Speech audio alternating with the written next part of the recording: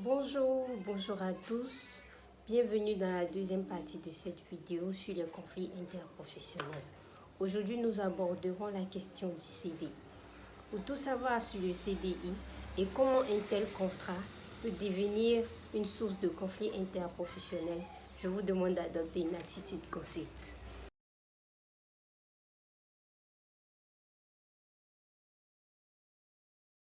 Le CDI, ou le contrat à durée indéterminée, est un contrat passé pour un terme inconnu. Il peut être passé verbalement ou par écrit. De ce fait, l'employeur n'est pas tenu de l'obligation de le notifier par écrit. Il prend fin à l'initiative des deux parties, soit du travailleur, soit de l'employeur. Lorsque l'initiative de la rupture émane de la volonté du travailleur, on parlera d'une démission. Lorsque l'initiative de la rupture émane de la volonté de l'employeur, on parlera d'un licenciement. Toutefois, la partie qui prend d'initier la rupture du contrat est tenue d'observer une période de préavis. Une période de préavis qui peut être observée soit en travaillant, soit en payant à l'autre partie l'indemnité compensatrice de préavis. Cependant, comment est-ce que le CDI peut devenir une source de conflit interprofessionnel? Nonobstant toutes les conditions de travail, le CDI peut se retrouver à être une source de conflit interprofessionnel à la rupture. Situons-nous dans le cadre d'un licenciement pour motif personnel. La loi dit que le licenciement pour motif personnel doit être précédé d'une demande d'explication avant de prendre la sanction. La demande d'explication qui doit se faire dans le délai de 3 jours pour laquelle le travailleur doit répondre et la sanction prise par l'employeur doit intervenir dans un délai de 8 jours. Généralement, les entreprises n'observent pas cette procédure. Ils sautent cette étape animés par les sentiments ou animés par l'envie même de se débarrasser du travailleur. Cette étape, cette procédure-là est très souvent supprimée, est très souvent écartée pour arriver directement à la sanction. Et quand bien même cette sanction est prise, généralement la lettre de licenciement dans laquelle l'employeur est tenu de notifier la nature de la sanction, la nature de la faute, cela n'est pas fait. Il arrive que la qualification de la faute soit interne. On va dire par exemple au travailleur, bon, tu as fait ça, tu as fait ceci, tu as fait cela, qui n'est pas conforme à ton contrat de travail ou bien qui n'est pas conforme à la loi, donc on te licencie. Et ils ne prennent pas le soin de qualifier la faute. Selon la loi, la lettre de licenciement doit préciser la nature de la faute. Soit on te licencie pour une faute lourde, soit on te licencie pour une faute simple. Et l'employeur qui ne prend pas le soin de le faire, lorsqu'il se retrouve devant l'inspection du travail en train de qualifier la faute, il se retrouve le dos au mur parce que dans sa lettre de licenciement, il n'a pas pris le soin d'identifier la faute du travailleur.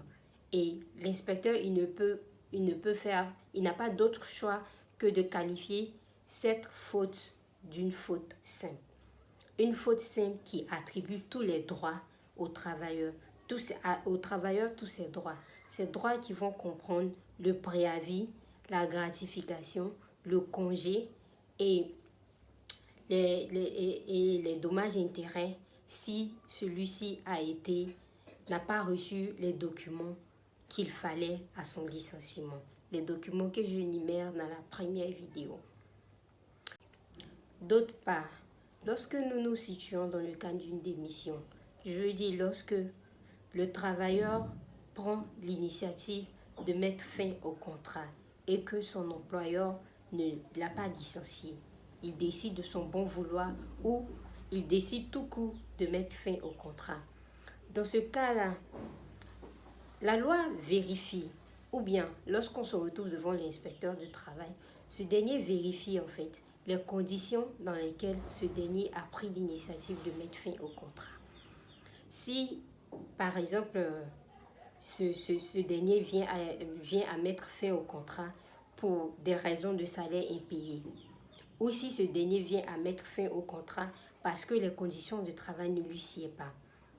On dit ici que le licenciement qui fait perdre les droits de préavis et les droits d'indemnité de licenciement ne sont pas pris en compte. Ces droits-là seront payés aux travailleurs, comme dans le cas d'un licenciement. Parce que naturellement, ce dernier n'est pas parti de son bon vouloir.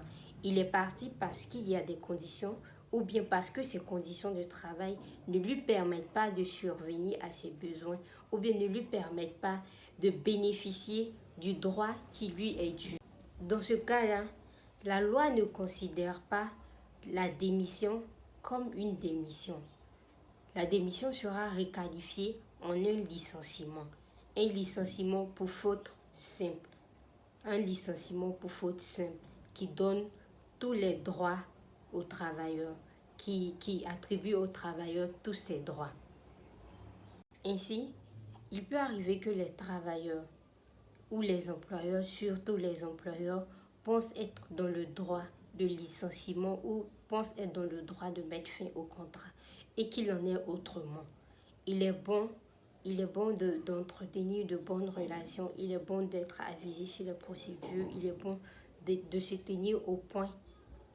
Question de loi ou question de formalité de rupture pour ne pas se retrouver à être dans un conflit, à être dans un bras de fer qui conduit très souvent au tribunal.